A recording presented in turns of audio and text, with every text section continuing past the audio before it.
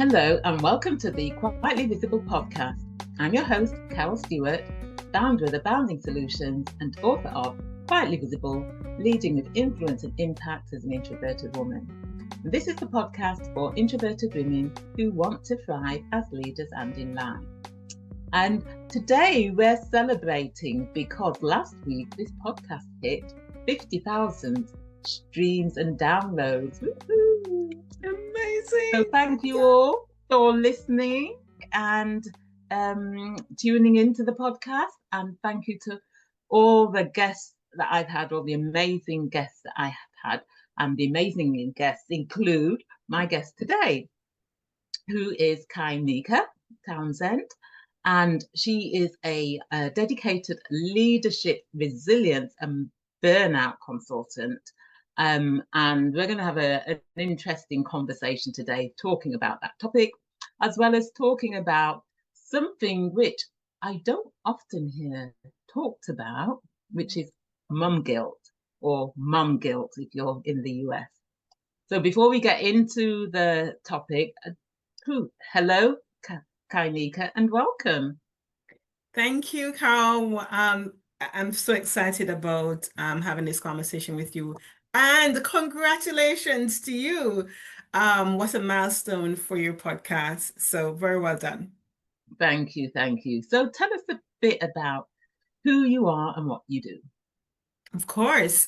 So I'm a leadership resilience and burnout consultant. And what that means is that I teach leaders and their teams how to build resilient skills so that they can navigate change and stress in the workplace and avoid burnout. And this really came about because I unfortunately had my own experience of burnout. And after I experienced burnout, I left the organization. And through the years, as I was working across different industries, I saw the same thing with leaders who were silently struggling, but not getting the help they needed. So I decided to do something about it and started doing the work I'm doing today. Fantastic, fantastic.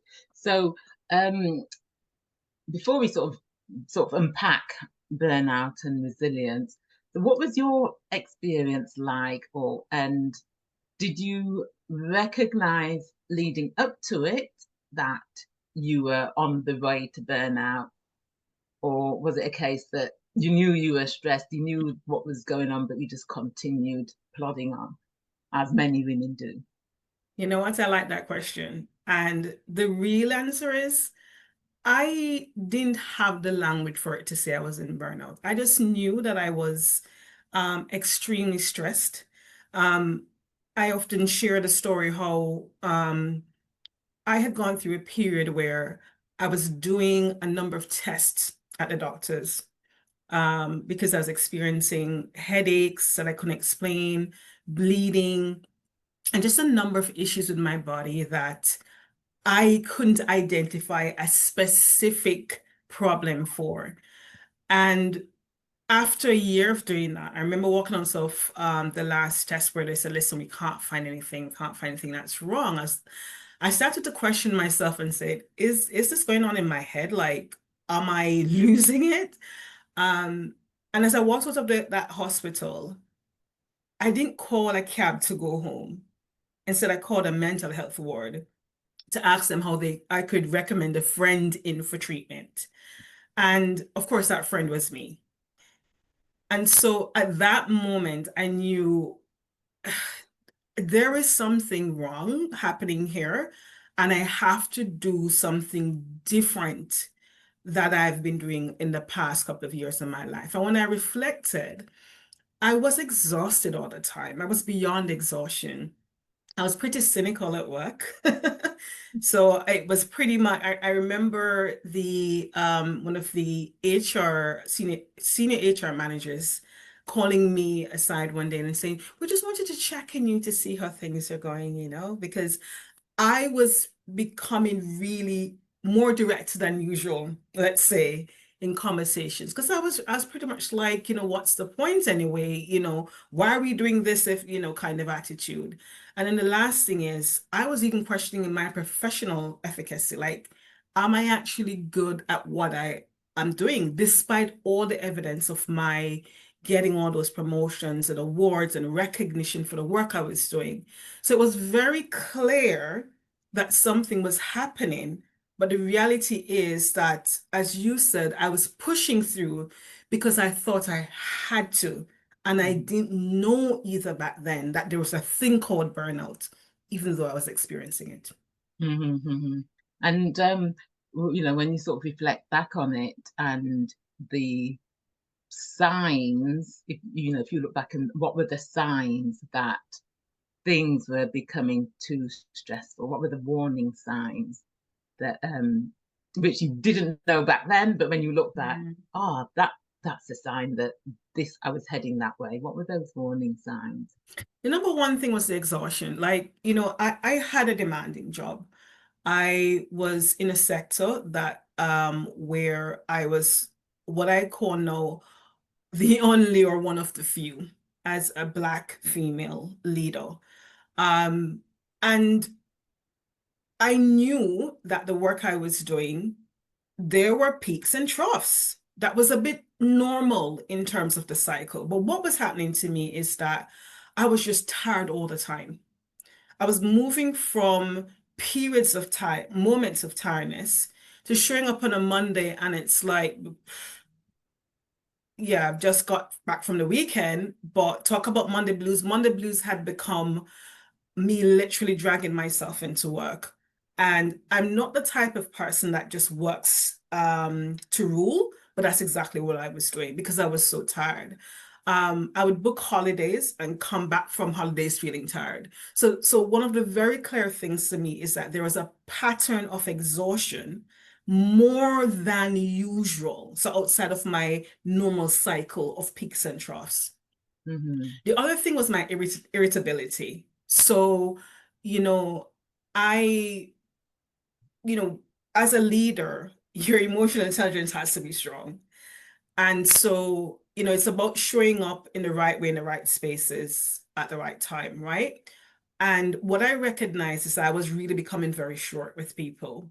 So, as I was saying earlier, even with the example with the HR leader, I was having conversations because I would meet with them on a weekly basis and talk about all the cases in my area and so on. And I was having conversations that sounded like, well, it doesn't matter for us to talk about that particular case because the senior leadership, are going to decide what to do anyway. So why bother to have those comments? And it wasn't the kind of way I wanted to show up at work because it wasn't helping me, it wasn't helping my team or the company.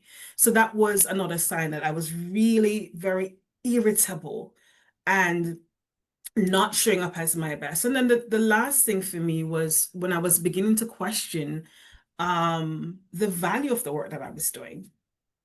I'm like, am I really pushing a needle? Am I just pushing paper here?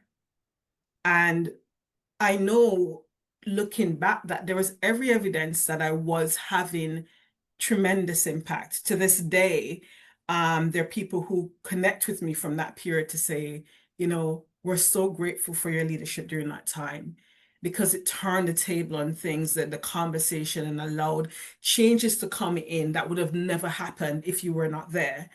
But there was questioning whether or not I was having impact, questioning whether or not I had the skills or ability to be there. So I would say that those were three clear things. One, there was just the exhaustion all the time. So more than being tired more than usual. The second thing was just my irritability. So my mood swings it was just quite evident, that I was not normally behaving as I normally do. And then the third thing for me was just questioning my professional efficacy, wherein there was clear evidence that I was doing well, but I was like, maybe I'm not cut out for this.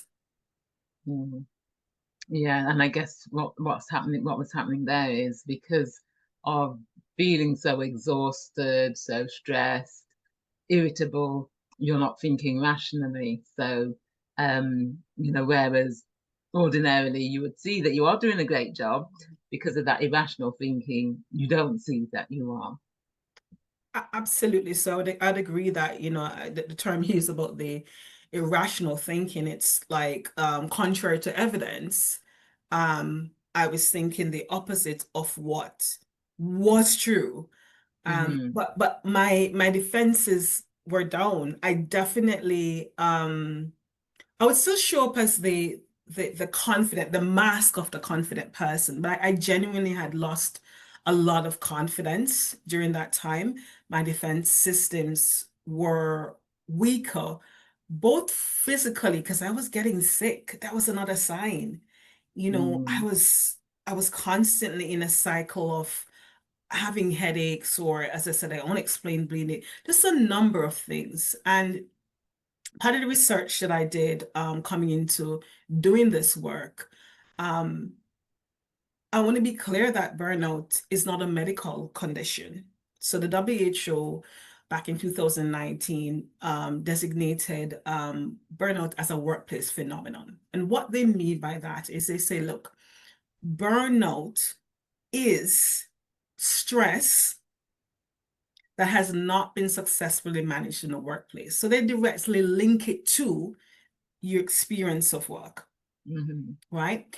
And the three things that I told you about early, they all matched up. There are three things to talk about. One is exhaustion, so just beyond normal. Two is where you start to become very cynical. So there's a bit of distancing, mental distancing from your work. And the third piece is questioning professional efficacy. Those are the three dimensions that they talk about within burnout. Now, the reason I'm mentioning all of this is there are some people who refer to burnout in a very medical sense. The reality is that even though it's not a medical condition, because of what's happening to you, because of the constant exhaustion and you're pushing through, your body's defenses do go down. So as a Mm-hmm. result of that, you can find yourself having a lot of symptoms and a lot of issues with your body as a result of that. And that's exactly what I found, that just numerous headaches and things that were happening that I couldn't explain, and the test on the doctors couldn't explain either. Yeah, and the thing is, prolonged stress does weaken our immune systems. And when our immune systems are weak, we're more prone to getting ill. And if left for too long, it can lead to, illness and diseases. Absolutely. Yeah. Absolutely. And sorry, go on. No, I said absolute, and that is the logic and the scientific evidence behind it in terms of the immune system breaking down and over time, therefore, can result in diseases. So very much so in agreement with that. Yeah. And at the time when you were in the midst of it, did you try and take like were there any sort of coping mechanisms that you put in place? Whether some people turn to drink, some people turn to shopping, some people. Was there anything that you did as a way of just trying to, I guess, mask cover what Yeah, was going on for yourself as a form of escapism from it all? yeah. You know what? I was always this hyper believer in I'm resilient. That word, Mm-hmm. I have changed when I talk about resilience, and we talk about that later in the conversation. I've changed what I mean by resilience. But back then, I would always talk about I'm a resilient person, right? And so I took great pride in the fact that despite the challenges I was facing at work, I was going up the ranks really quickly because there was a recognition that I was good at what I did. Yeah. But I wasn't necessarily getting the support I needed as I was going up the ranks. And what that meant is that I had to do a lot of figuring out, as you said, the coping. So I would go through a period where I was just working tirelessly, long hours into the weekend. And then I'd go, right, I need to book some time off. So there would be long periods of working long, and then I have to take a holiday, but then it would have to be a really luxurious holiday because I deserved it. So my coping was to reward myself after all the long, arduous work with a very nice, luxurious holiday. The other thing I thought I was doing as a coping mechanism, which was really helping to continue the downward spiral of my body, was that I was like, I'm too tired to cook. So I was, eating outside the home, 3 meals a day, snacks on weekends, lovely fancy restaurants with, friends and so on. And so in a way, whatever I was earning was going back into trying to tell myself it's worth it, you know? Mm. And so my coping mechanisms at the time was around after long periods of stress, suddenly just going off on a lovely holiday break. During the course of the week to cope, even if I was not getting the sleep, I was gonna make sure that on the weekend I was gonna have a good time and show up at the best restaurants. Now, I'm not one for alcohol because, and I'm telling secrets here, I do not have a good time when I have alcohol. So that was never something I turned to. I'd be the sleepy person after a lot. So it was more about the opportunity to be out and in a nice place and eat, at a nice restaurant. But the reason I said that was helping with the downward spiral of my body is that I wasn't necessarily one, excuse me, eating nutritionally because you're buying all the treat stuff, the treat stuff. I was eating consistently. I was eating much later as well, and so my body wasn't getting the right rest. It wasn't getting the right food either to function with all that I was asking it to do on a daily basis. So let me break it down because perhaps, when I talk about the long hours and an arduous role, I at the time as a leader, I was looking after 30 locations. I had 3 managers, two supervisors below that, and 200 plus employees. At my level, even though I was the youngest and the newest manager at that level, I had the largest team to look after and the most challenging team. So what it meant is that I was constantly having to deal with whether it be HR cases or complaints and just a number of things were happening. And as I said, wasn't necessarily getting the kind of support to back up all that I was expected to manage. But I thought, here I was, given the opportunity to be going up the ranks.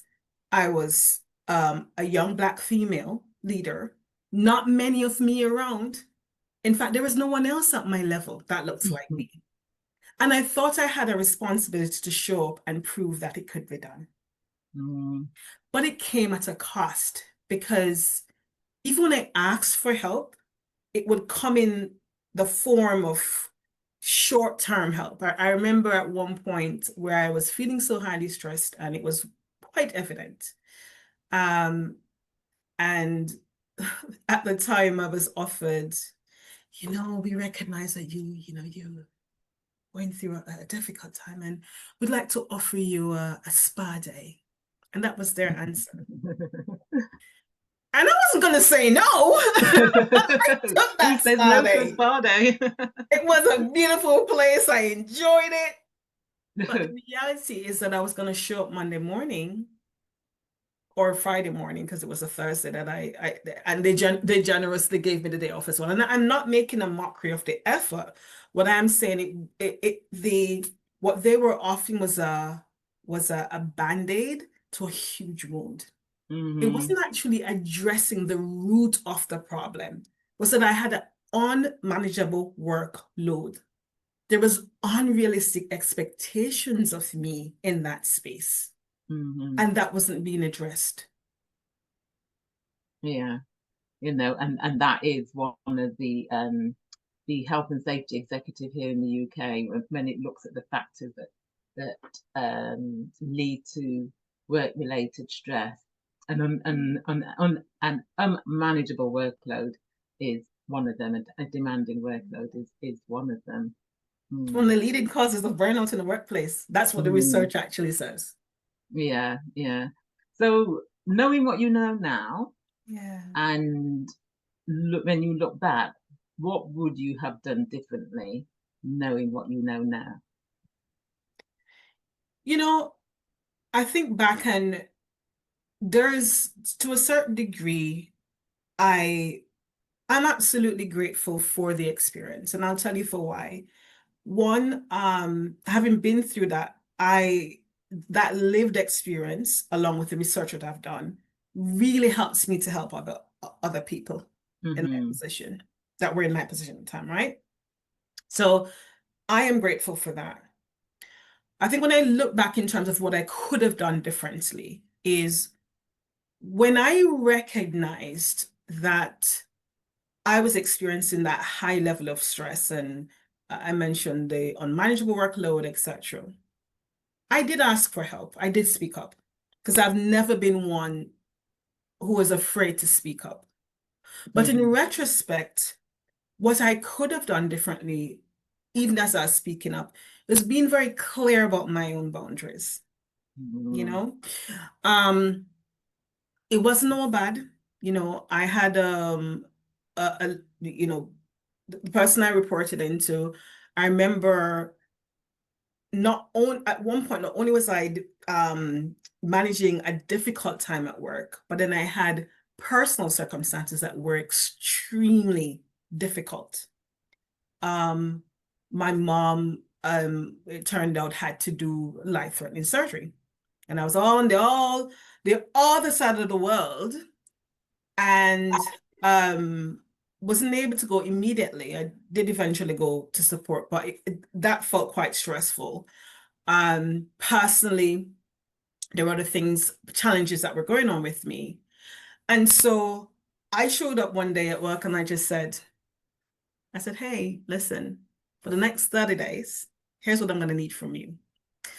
Monday to Friday, 9 to 5, I'll show up for work and I'll do what is expected of me. Outside of those hours, do not contact me. If you send me emails, do not expect me to respond. And I said, I'm going through a really difficult time, and I'm going to show up and do the work, but don't expect me to be going above and beyond as I usually do. And whether or not they were going to agree to it, that's what I know I needed, right?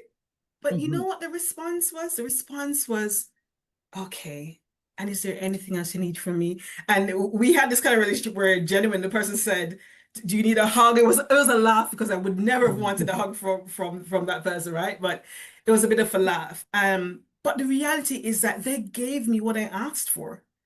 And what happened out of that is beyond the 30 days, they kept it going. Because guess what? I was a good employee. I was a good leader. I was going to show up and do my work.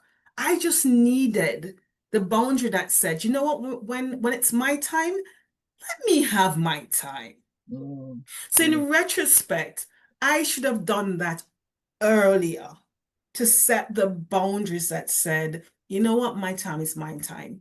There can be exceptions, because beyond that, I remember that same leader very jokingly, I think it was literally a minute past 5, sent me a message and said, I know I shouldn't be calling you. No, this is outside the 30-day period. But I just need to check. So I laughed, we laughed about it and so on, because There's going to be exceptions, and that's okay. But when the problem is when the exception now becomes the rule. So the first thing is how to set up boundaries. The second thing is sometimes you do ask for what you need and you're not going to get it. And so for me, I would have very early on be very clear about what my limit is. So not just the boundaries of what I need in the moment, but monitoring to seeing what's happening. And if things aren't changing, if things aren't quite what I need them to be, what's my plan? Mm-hmm. What is it that I really need? If it's not happening here, okay, what are we gonna do next? Because I even now say to clients, who they're frustrated, they're ready to leave. I'm like, hang a second. Have you explored X within the business? Have you had the conversation? Like, and only when you have really genuinely done all that you can, you should be saying, well, maybe we shouldn't be in this space anymore. So what's the plan? So I would have had a very clear goal and plan that says, if it's not happening here, well, here's my plan B. And with that, I would have had what I now call an exit plan. Because when I left, I genuinely did not have an exit plan. It was I'm gonna leave because I can't stay here anymore. This place is driving me crazy.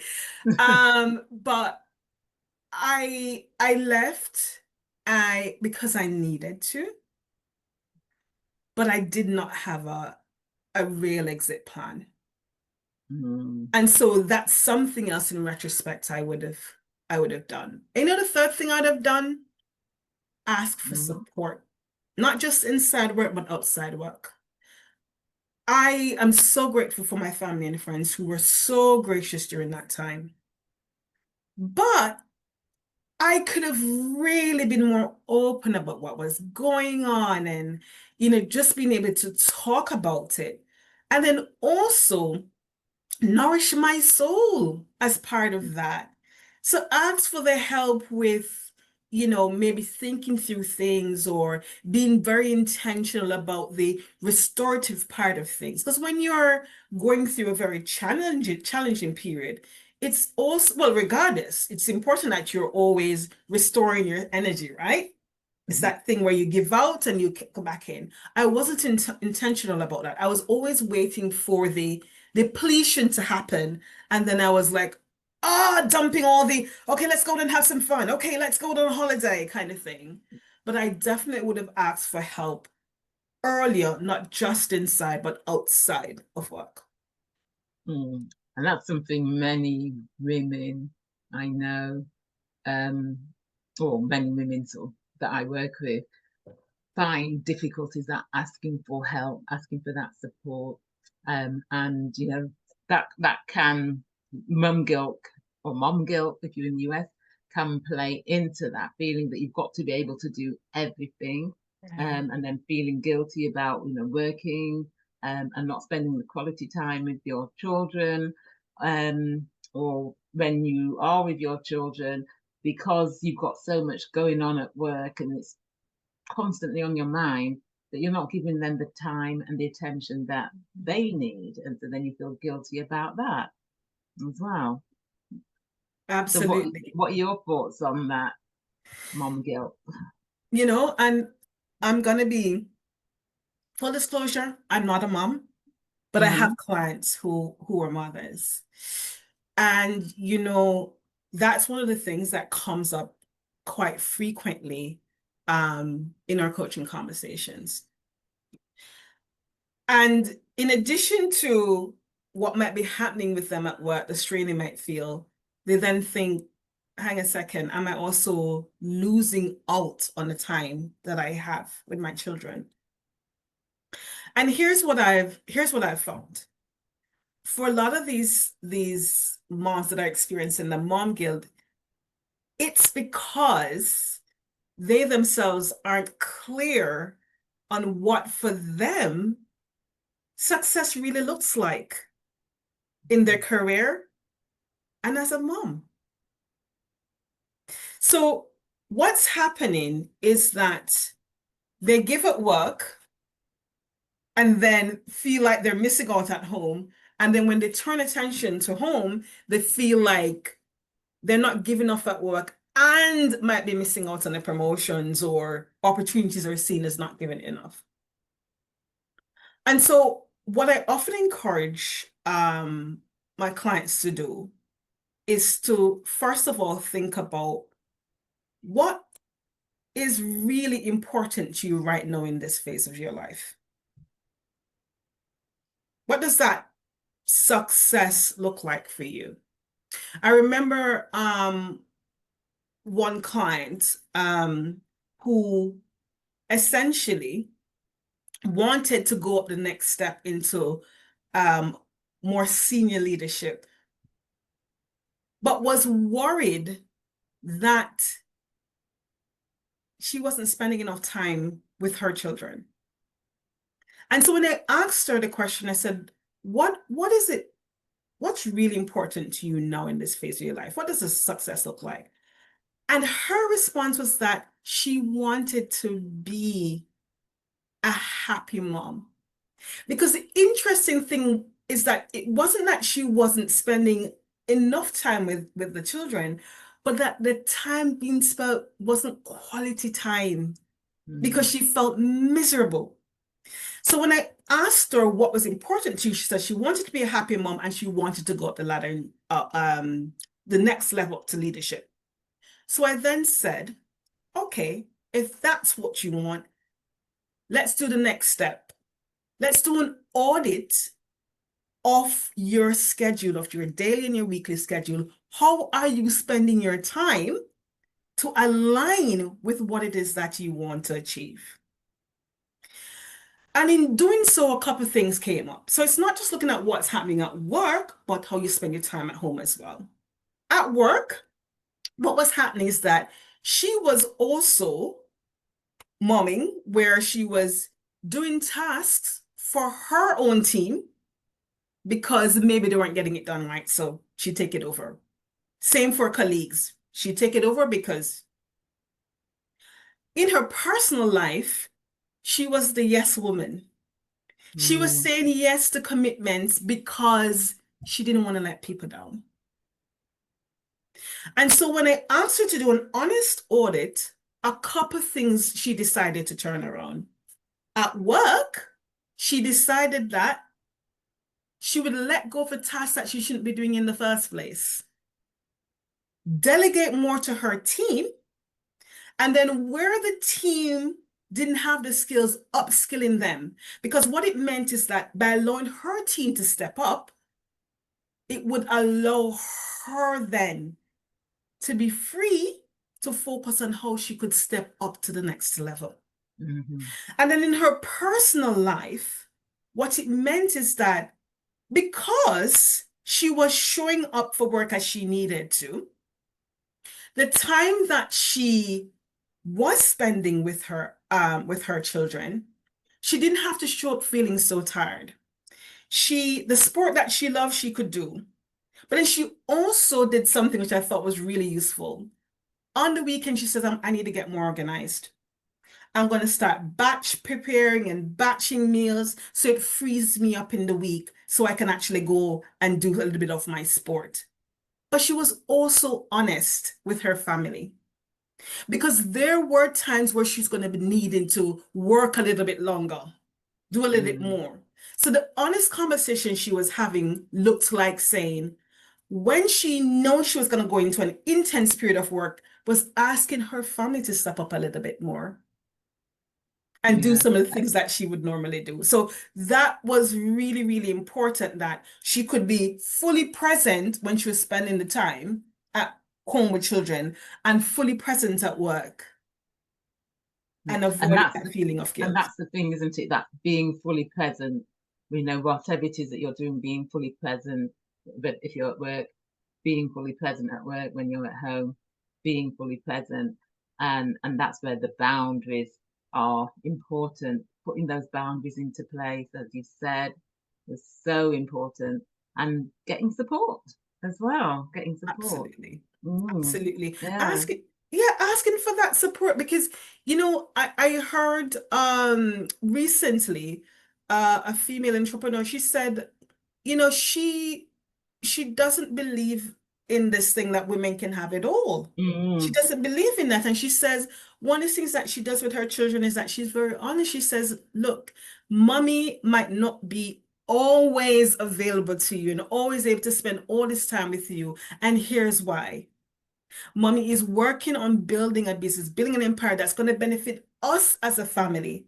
So there are times where she might not be able. She has those honest conversations because she's asking them, just as she supports them as a family, her children, husband, she's asking them to support her as well, and that's important.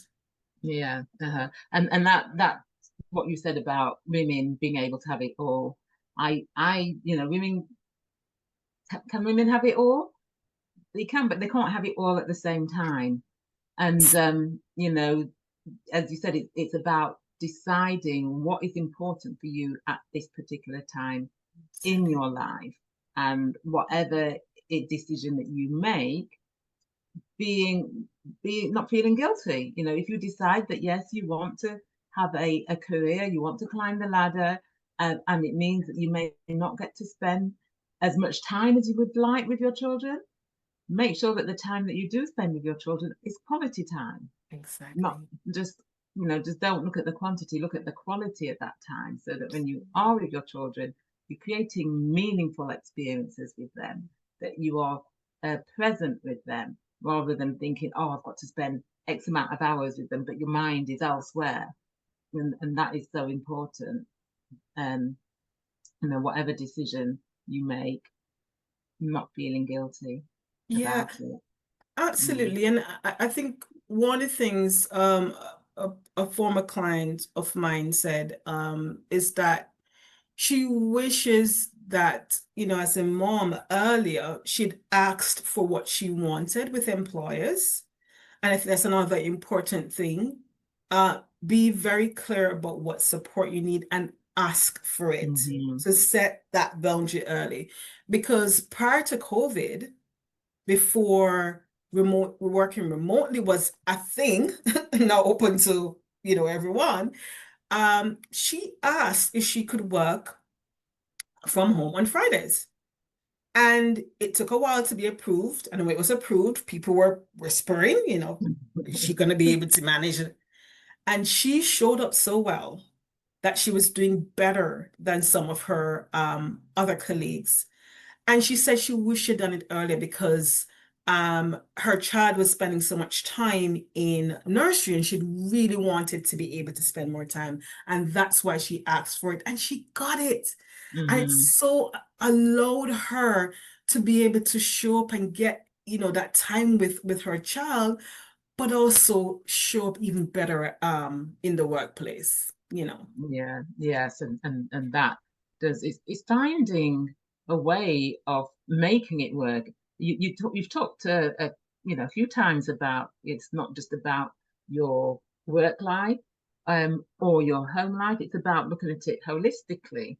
Absolutely. Um, Looking at it, you can't separate the two because Yeah. they impact each other. And so looking at it from a holistic perspective, and just having the boundaries in place, looking after yourself, practicing self-care, and being clear about, as you said, what is important for you at this moment in time. And whatever Absolutely. decision you make, being confident about your decision. And I think it's when people are stressed, when they are exhausted, and they're trying to do so many different things. They're at work and they're thinking about home and what, not spending time with the kids, or they're with their kids and they're worrying about a meeting that they've got in the morning or a report that they've not finished. And that's when a lot of the guilt comes into play. But if you are able to manage that stress and have a clear mind and think rationally, then you're less likely to have that guilt, I think. Yeah. It, it, Mm. it's it, it's and it's amazing what planning ahead can do. We can't Mm-hmm. plan for everything, but one of my clients who has not is now stepping up to a director role.